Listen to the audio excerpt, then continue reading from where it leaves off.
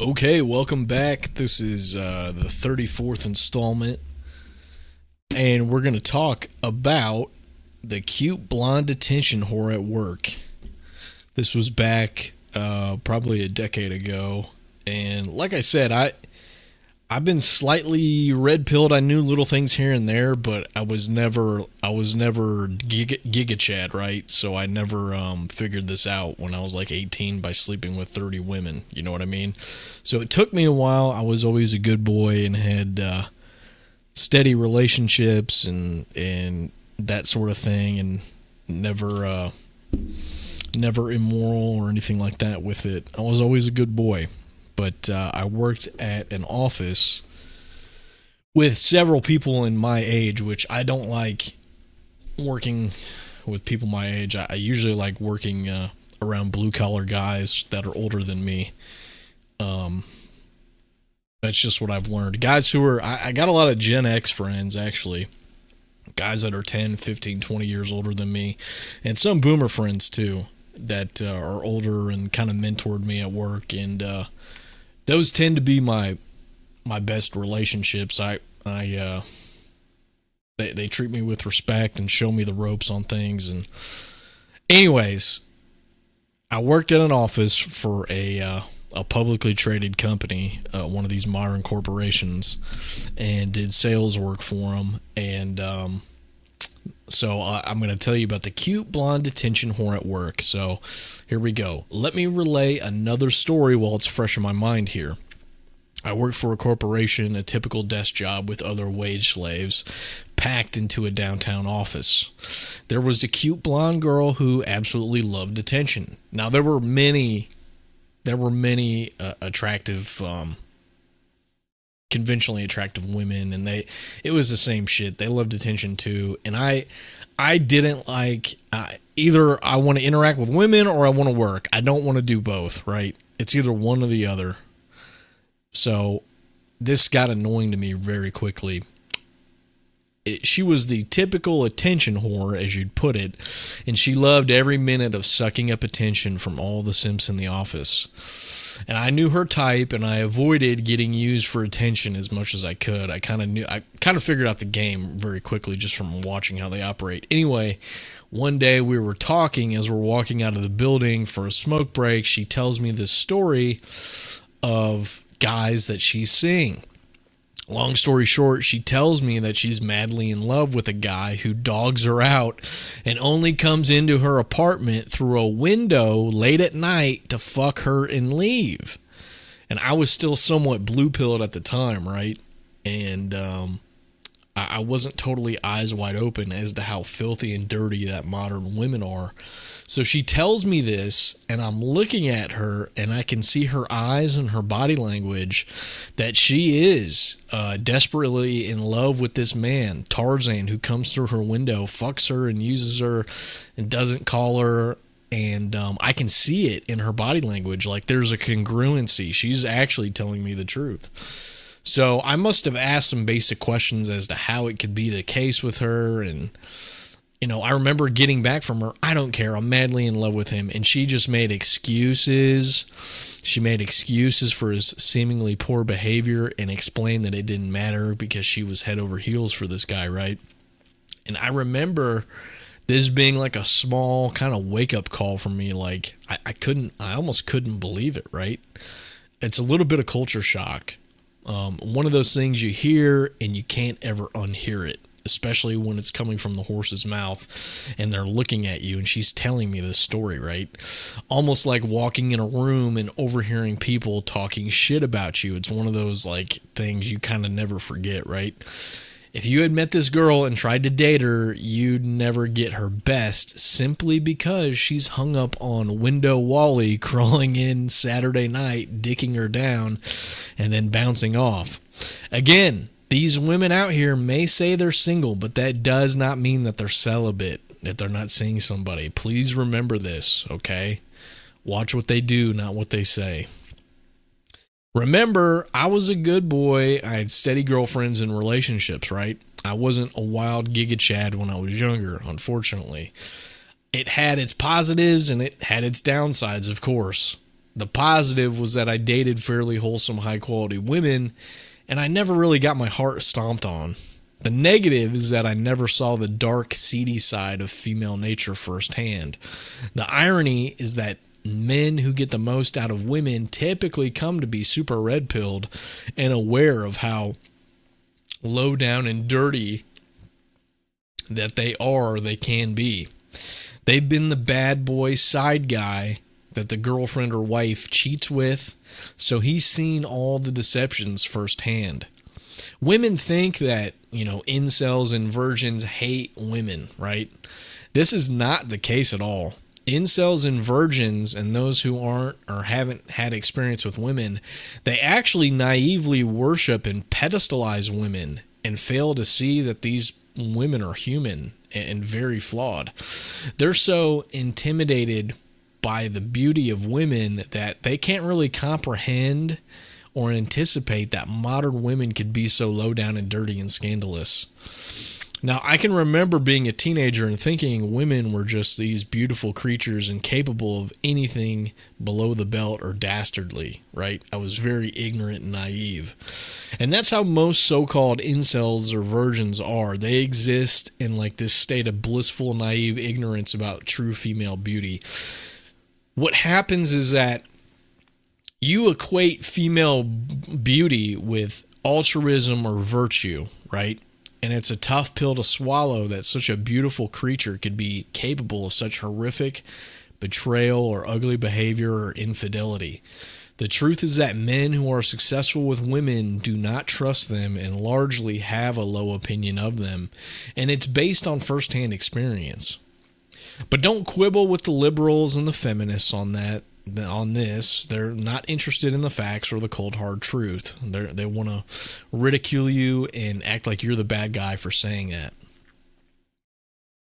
The social media girl who messaged me out of nowhere. I'm reminded of another encounter I had with a female that I made comfortable and asked some questions of.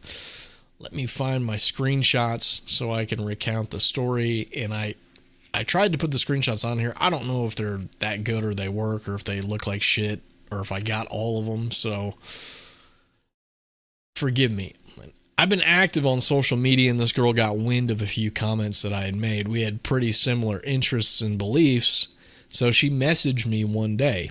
Now, I don't use my real info or my real picture just for privacy because I say some spicy things on the internet, right? So I can be honest and not face political persecution. And this woman's name was Anne, right? She expressed some interest in me. And at this time, I'm basically fully red-pilled, right? And skilled and had seen multiple women, right? In fact, I'm fucking killing anything moving in this era. I was pretty fucking cold, I gotta admit. Peak charisma, stone cold killer, okay? Anyway, I did have some basic communication, getting to know her and finding out more about her. And she tells me, of course, she's interested in a serious relationship. I tell her I'm already seeing multiple women on the weekends and that I'm killing shit at work. I don't have a whole lot of time. I'm busy, right? Her interest is now through the roof, obviously. Now, here's what I differentiated myself from the crowd of simps in her inbox, or here's where I did that, I should say. I was not afraid of losing her or anything like that, so I didn't hold back, and I didn't cling to her or overwhelm her with attention. In fact, I purposely did the opposite, right? And I kind of toyed around and put the pedal to the metal just to play around and see how it went. And it actually worked marvelously, believe it or not.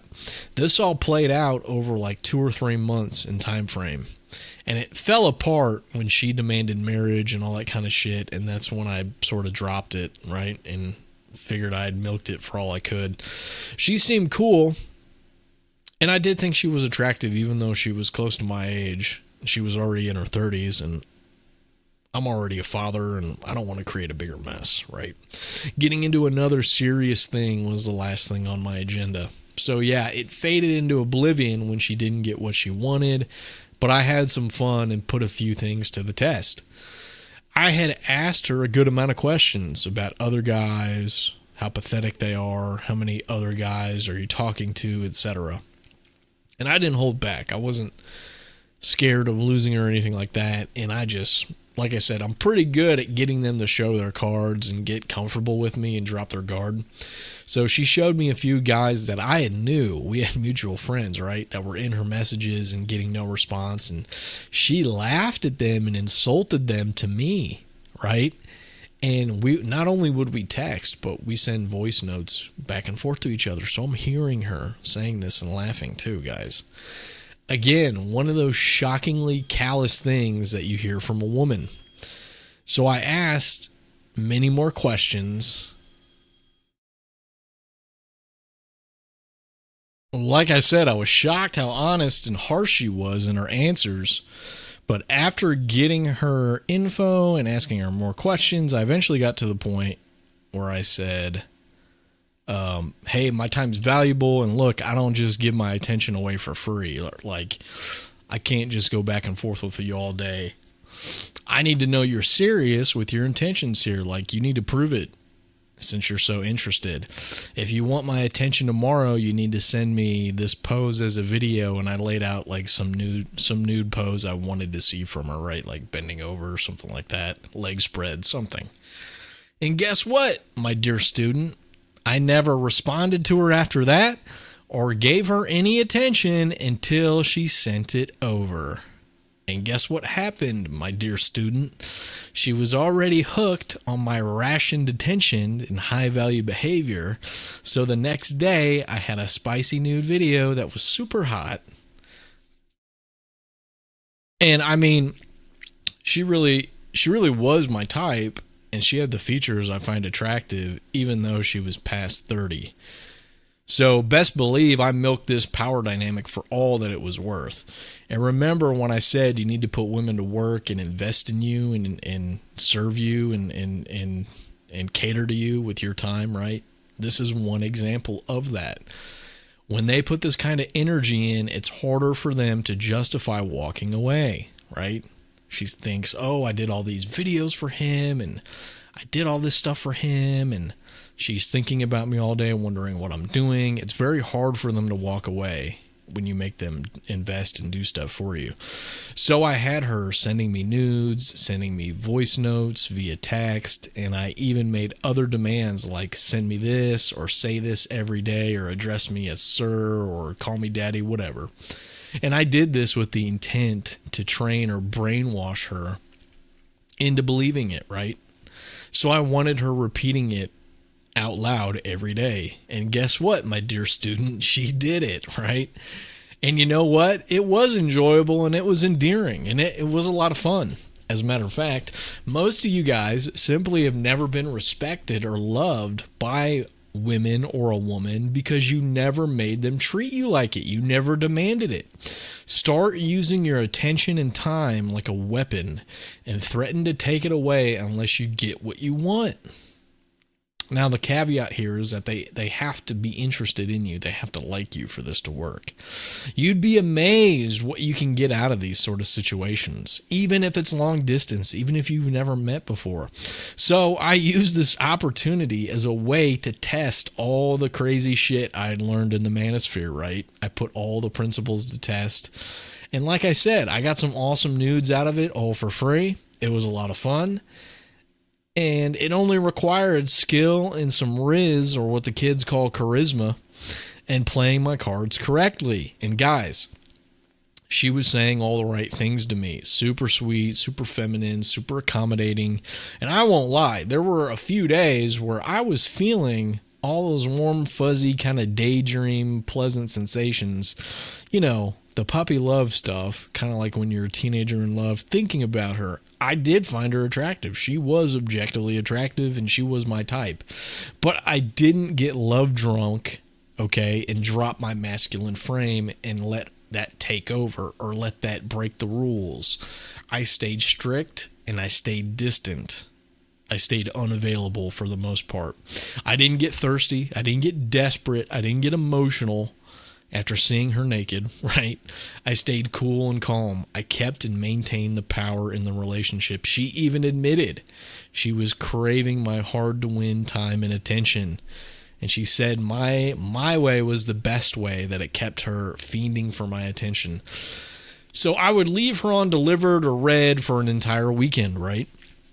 I had to appear distant and like I was out on the town. And actually, during this era, I was at an absolute dog tearing shit up, believe it or not.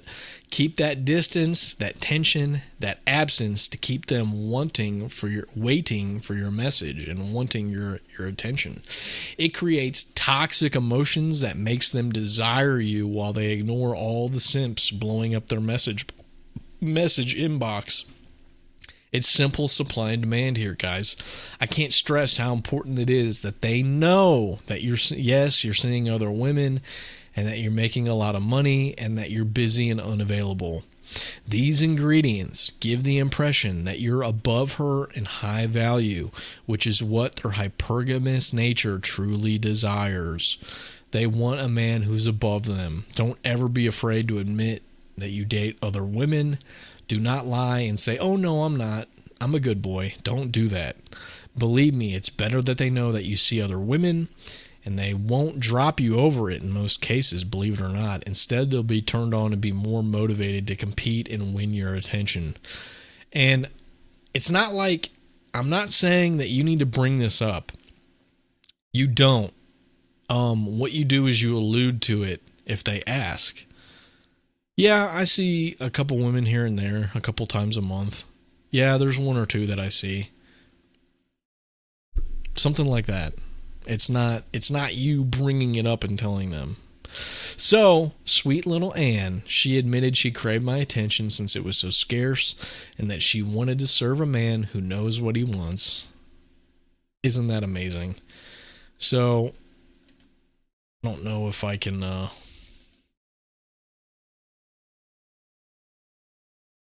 don't know if you can see this. It wasn't the best. She says, kind of strange thinking of it that way, but other men in the past gave me constant attention. I loved it until I was like, ooh, can you stop now and grovel somewhere else, please? Your way is better, and it makes me want you constantly, to be honest. I want a relationship. I want a man to serve who knows what he's doing, and I want to feel secure. The only way I personally will feel validated in life is by serving a man who demands it. That's you. I want that. Please give me that. I just hope that I just hope that what I am is enough to meet your standards or needs. And is this a second? No, it's just a bad cutoff. Bad edit job. So yeah, that's a message that she sent. So I would ask her about this stuff and she would tell me, she would validate all the stuff I learned in the Red Pill, all the principles. So it was kind of amazing, really. So I have more screenshots on another device, on another desktop that I lost access to. So my apologies here. I don't have more at the moment that while I'm crafting this program. But you can see that she responded positively to me rationing my attention for her.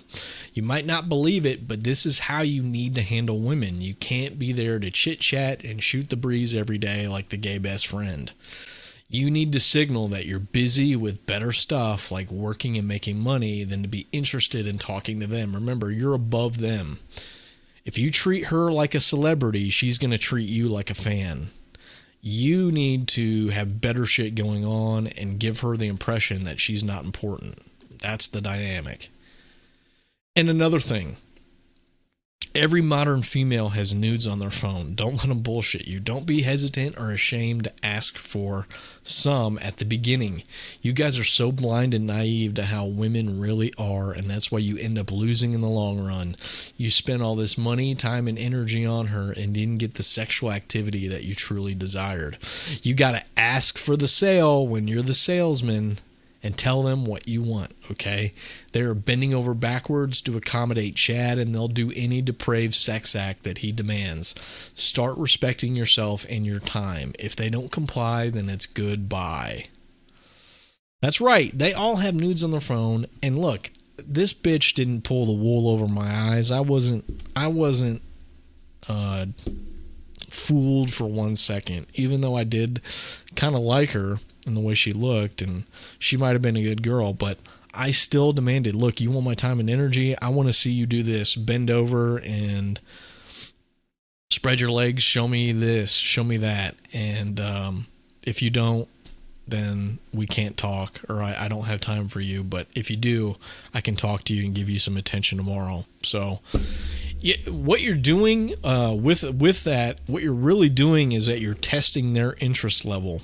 And so a woman that doesn't have time for you or won't do that, it tells you this woman's not interested. Don't waste my time here. That's really what it does. So you always want to be testing them, not them always testing you. You want to come out winning. And they all have nudes on their phone, or they're willing to make nudes for guys that they're interested in. So it's another good way to test them, and then you can see if they have the kind of features and assets that you like. And this girl really had the stuff that I like. Whew, man, she had it. But and you know what? She brought up the serious relationship stuff.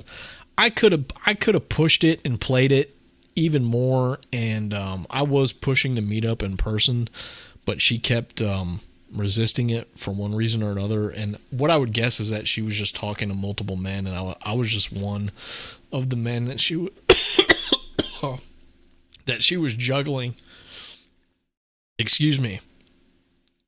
I was just one of many. Like, that's what I chalk it up to. And she was insistent upon having a real relationship and probably wanted to move in and get married. And I was like, no, I'm not doing all that. I'm good. And so it fell apart there. But there is a part of me where I got to tell you that you do have to sell them a bit of a dream. And you do have to sort of paint a picture like, oh yeah, we could be together, or wouldn't it be nice we could have a nice life one day. You have to sell them a dream, right? You have to tell them what they want to hear. And a lot of women want to hear that, especially if they're past 30. They want to hear about having a relationship, being married. So that's another skill of the game that you need to pick up, is selling them a dream. Kind of like the Tinder swindler. He told all these women what they wanted to hear, and they fell for it. People want to be conned, okay? People conning people into stuff works because they want to believe it's real. So you're going to have to do that a little bit and get your hands dirty and lie to women. So all is fair in love and war, my child. So get used to it. Anyways, that's enough for this one. We'll pick you up in the next one. Peace.